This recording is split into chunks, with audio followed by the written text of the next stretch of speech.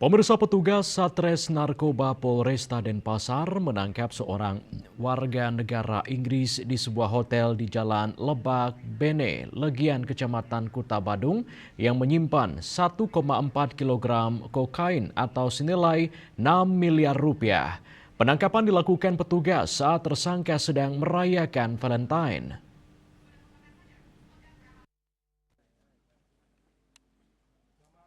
Kapolresta Denpasar Kombes Polisi Leonardo De Simatupang mengatakan tersangka berinisial BJS alias Jae, 53 tahun yang bekerja sebagai tukang kayu di Hong Kong.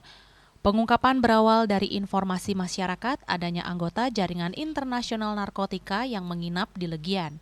Satres Narkoba Polresta Denpasar melakukan penyelidikan dan membekuk tersangka di sebuah hotel kamar nomor 11. Dalam penggeledahan pertama ditemukan satu tas berisi 1 paket kokain, 1 timbangan elektrik, dan 2 buah HP.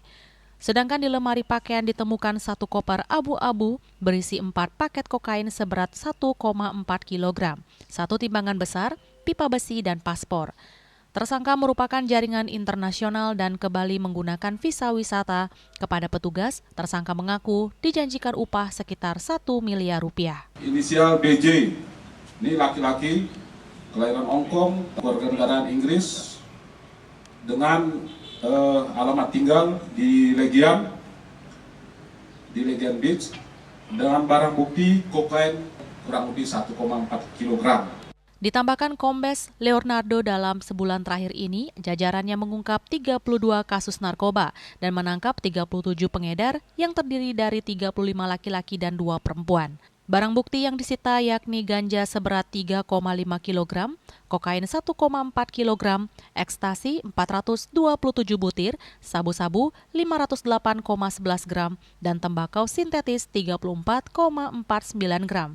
Sedangkan pelaku yang residivis yaitu Ya terlibat kasus penganiayaan pada 2016, DM terlibat kasus narkoba pada 2018, IN terlibat kasus narkoba pada 2021, dan AP yang terlibat kasus narkoba pada 2023.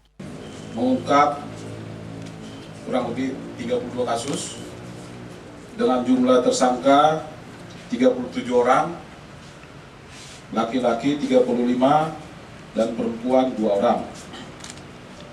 Peran daripada tersangka 37 orang ini adalah pengedar.